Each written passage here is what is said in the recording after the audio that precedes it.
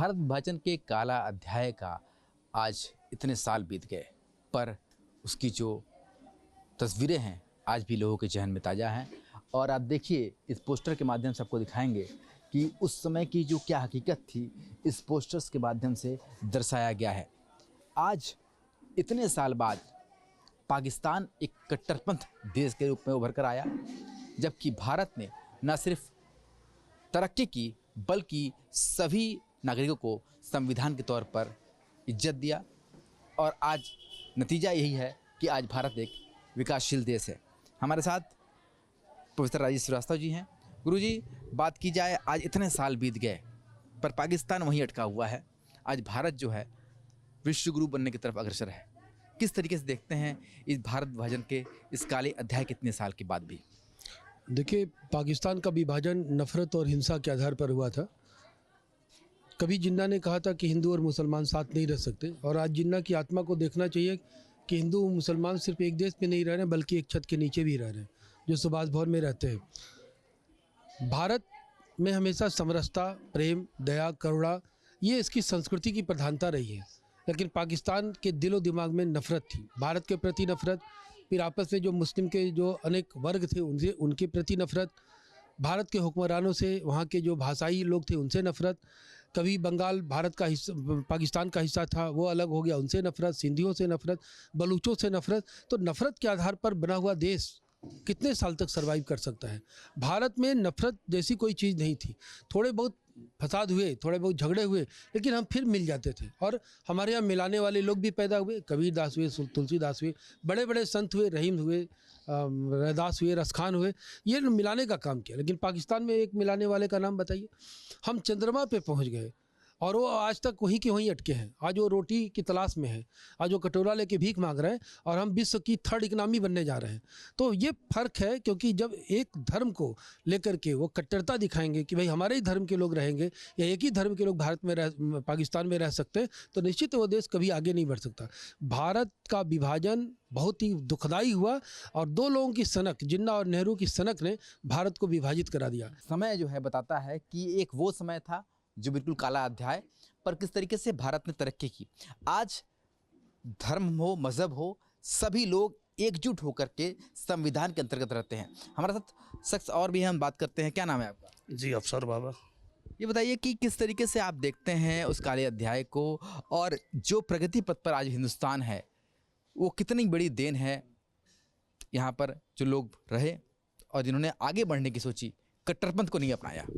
आज भारत देश हमारा विश्व गुरु है, और आज ये जिन्ना और नेहरू की वजह से ये बंटवारा हुआ, और पाकिस्तान आज के वक्त में पूरे वर्ल्ड से खिताब उसको मिला है आतंकवाद, कट्टरपंथी और जिहादी।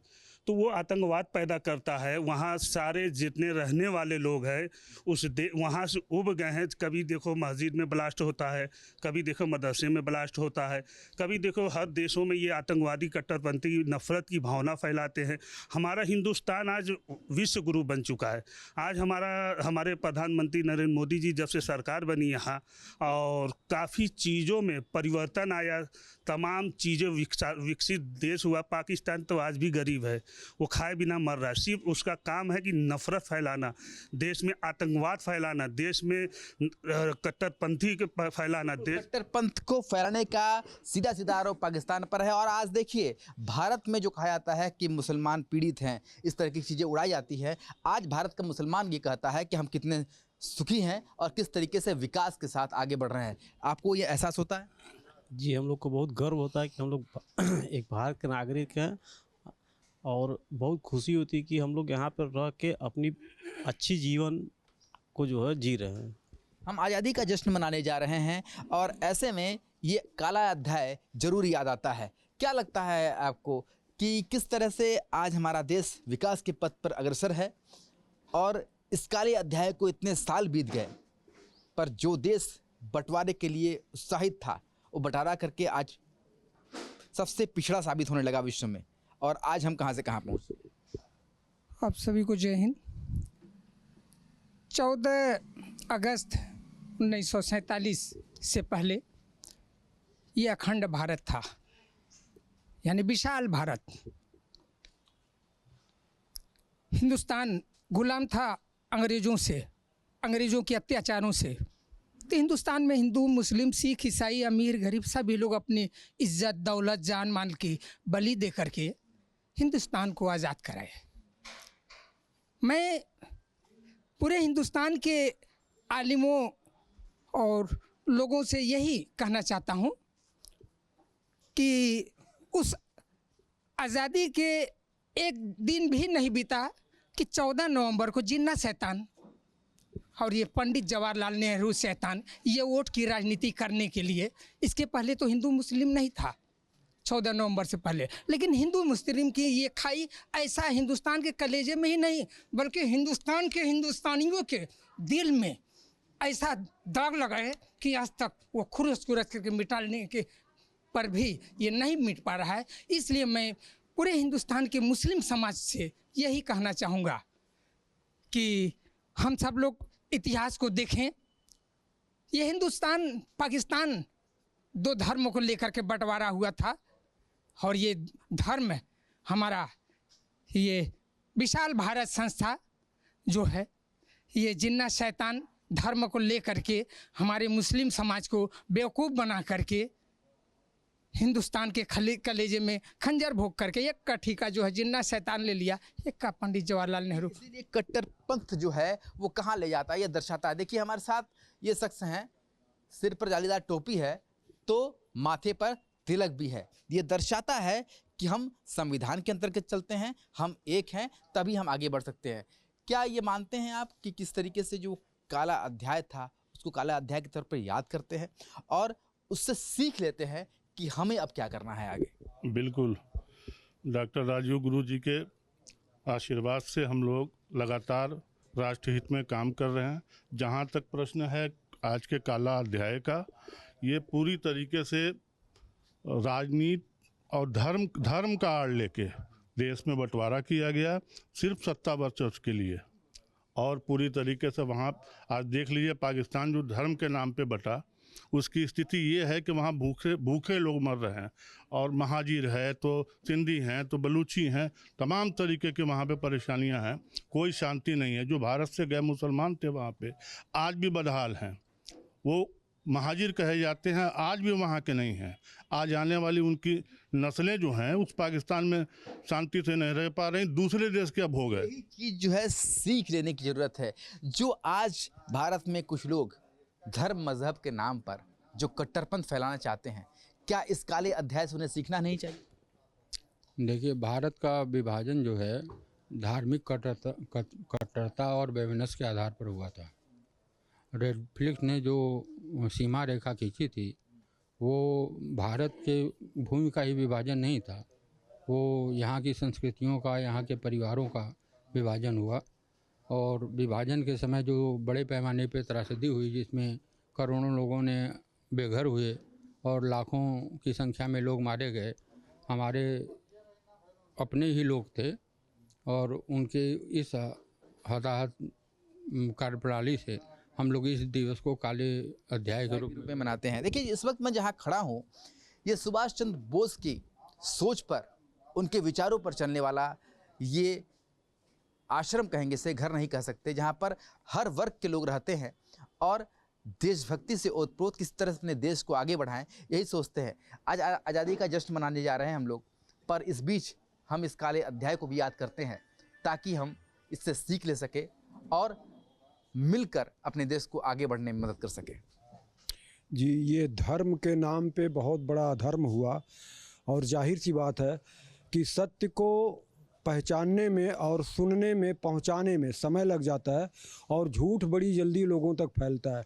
20 लाख लोग मारे गए, करोड़ों लोग विस्थापित हुए, लाखों औरतों की इज्जत लूटी गई, तो काला दिन तो है ही है ये, इसमें कोई दो राय नहीं है। इसको याद करना इतिहास के रूप में ज़रूरी है। हमारे बड़े बड़े इतिहासकारों ने आज उस पर चर्चा भी की। इसको अपने बच्चों तक बताना भी ज़रूरी है और उस नफ़रत को, जो नफ़रत उन्होंने उस समय झूठ बोलकर धर्म के नाम पर फैलाई, अधर्म किया, उस अधर्म को ख़त्म करने के लिए हमें कैसे काम करना है वो विशाल भारत संस्थान समझाता है। हम निरंतर उस ओर आगे बढ़ रहे हैं। कैसे काम करना है इसे समझना होगा। क्या लगता है आपको कि अभी भी कुछ लोग हैं जो धर्म मजहब के नाम पर लोगों को बांटना चाहते हैं, कहीं ना कहीं विपक्ष ये साबित करना चाहता है कि मुसलमान आज बहुत परेशान है, क्या वाकई में परेशान है? नहीं, मुसलमान एकदम नहीं परेशान है। इसलिए नहीं परेशान है कि वो अगर अपने दिमाग से वो धंधा करे या जो है वो सही रास्ते पर चले तो वो कहीं से परेशान नहीं है। अगर वो रास्ता भटक गया तो वो परेशान है, हर तरीके से हर जगह पे उसको ठोकर लगना है, इसलिए वो परेशान रहेगा। ये आज के दौर के लोग हैं जो इस बात को समझते हैं कि वास्तविकता में विकास आखिर क्यों ज़रूरी है, और साथ ही याद करते हैं उस काले दिन को जिससे न सिर्फ लोगों में आपस में मनमुटाव हुए, जिसका हर्जाना एक बहुत बड़े तबके को चुकाना पड़ा और सभी लोग इससे परेशान हुए। और आज मकसद यही है कि बंटवारे के उस दिन को याद करें इस तौर पे, ताकि वो गलती फिर कभी ना हो और एक साथ रहे, एकजुट रहे और विकास के पथ पर अग्रसर रहे। 1947 विभाजन के दौरान न जाने इतने कैसे परिवार थे, ऐसी कितनी माएँ थीं जिन्होंने अपने लाल को खो दिया, न जाने कितनी बहनों के द्वारा वो कलाइयाँ सूनी रह गई जिन पर वो कभी राखियां बांधी करती थी। उत्तर प्रदेश के मुख्यमंत्री योगी आदित्यनाथ ने इस विभाजन को विश्वासघात बताया गया कि सनातनियों को लूटा गया, उनके साथ दगा की गई। करोड़ों हिंदू परिवार ऐसे रहे जो आज भी इसका दंश झेल रहे हैं। क्या चाहते हैं लोग, क्या मतलब है इसका? तमाम लोग हमारे साथ मौजूद हैं, आज उनसे बात करने का प्रयास करेंगे और उन सवालों के जवाब खोजने हमारी मौजूदगी आज मेरठ में है। विभाजन के दौरान कितना दंश लोगों ने झेला है, कितना दंश आज तक भी लोग झेल रहे हैं। सीएम योगी कहते हैं कि ये एक बहुत बड़ा विश्वासघात था। क्या सोचते हैं आप? देखिए, राजनीति कहते हैं ना, राजनीति की भेंट, तो राजनीति की भेंट चढ़ा है। ये जिस तरीके का बंटवारा हुआ, इतना बढ़िया, भारत कितना बड़ा था। देखो, पाकिस्तान, बांग्लादेश, कितने देश जुड़े हुए, सारी चीजें सब धीरे धीरे करके बढ़ता गया। आज भारत की स्थिति फिर से वही आ गई, क्योंकि धर्म के आधार पर बंटवारा हुआ था भारत का और पाकिस्तान का। तो पाकिस्तान का जिस तरीके से बंटवारा हुआ, तो सारे तो मुस्लिम उधर नहीं गए। जिस तरीके से पाकिस्तान पाक देश बनाया था, तो कहाँ आज मुस्लिम जो है उधर भी चले गए और जो इधर भी रह गए, और उधर भी जो है आप देखो हिंदुओं की स्थिति कितनी खराब है पाकिस्तान में। पूरा बंटवारा ही एक षड्यंत्र था। और मैं आपको बताता हूँ कि आज का दिन जो 14 अगस्त का दिन है, इसे विभाजन विभीषिका दिवस के रूप में मनाते हैं। और ये इसलिए मनाया जा रहा है ताकि हमारी जो आगे आने वाली पीढ़ी है, हमारी जो संस्कृति है, उसे ये पता चले कि कैसा दंश इस देश ने मिला है और क्या-क्या चीज़ लोगों ने सही है। अभी आपने एक बात कही कि माँओं की गोद सूनी हो गई, बहनों की कलाइयाँ सूनी हो गई, लेकिन इससे भी ज़्यादा दुखद ये था कि उन माँ-बहनों के साथ जो दरिंदगी की गई थी, हैं? उसकी तो चर्चा भी करना बहुत मुश्किल है, ठीक है? ये जो बँटवारा था, बँटवारा राजनीतिक लोगों ने करा, लेकिन उन राजनीतिक लोगों के जो क्रियाकलाप थे, उसको झेलने वाले जो आम जनता थी, कैसे वो बोगियों में कट-कट के यहाँ से यहाँ आए, और वो बहुत ही पीड़ादायक था। और वो पीड़ा आज के जो हम लोग आज़ादी के माहौल में पैदा हुए हैं, और हम लोगों को याद रहे और हमारे आने वाले बच्चों को याद रहे, इसलिए ही ये दिन जो है मनाया जा रहा है कि खाली एक देश आज़ाद नहीं हुआ दूसरा, हैं? बल्कि वो जो दंश, जो पीड़ा हम लोगों ने सही, हमारे पूर्वजों ने सही, वो उसकी जानकारी सब लोगों तक पहुँचे। षड्यंत्र के रूप में किए गए उस बंटवारे का दंश आज भी लोग झेल रहे हैं। क्या आप मानते हैं कितना षड्यंत्र इसके पीछे छुपा हुआ था, कितना स्वार्थ इससे कुछ लोगों ने अपना हित साधने के लिए लोगों को सूली पर चढ़वा दिया? बिल्कुल, हित साधने के लिए भी और सत्ता में बने रहने के लिए, सीट पर बैठने के लिए। विभाजन विभीषिका दिवस जो ये 14 अगस्त में मनाया जा रहा है, खैर नरेंद्र मोदी जी जो प्रधानमंत्री हैं, उन्हें ये जो है दिवस आज से, और जब उनकी सत्ता आई थी 2014 में, तभी से मनाना चाहिए था। लेकिन उन्होंने 12 साल बाद, क्योंकि जब जो है 75 वर्ष हमारी आज़ादी को हो गए, उसके बाद उन्होंने सोचा, तो वो भी एक अच्छी पहल थी। जैसे कि आपने बताया कि आज विभीषिका विभाजन दिवस है, तो ये सही मौका है कि हम संकल्प लें कि नफरत से नहीं, बल्कि इंसानियत और एकता ही हमारी सबसे बड़ी ताकत होगी। और विभीषिका विभाजन सिर्फ एक इतिहास का पन्ना नहीं है, बल्कि वो कहानी है जो शायद हम कह सकते हैं कि दर्द और बिछड़ने की कहानी है, जो कभी नहीं भुलाई जा सकती। तो आज संकल्प का दिवस भी हम मना सकते हैं कि हम आगे अगर बढ़ रहे हैं, तो हम इंसानियत और एकता को ही अपनी ताकत बना के आगे जी बिल्कुल, बहुत खूबसूरत बात सामने निकल कर आई है कि एकता और इंसानियत इन सबको भी हम लोगों को अपनाना चाहिए। क्या समझते हैं आप?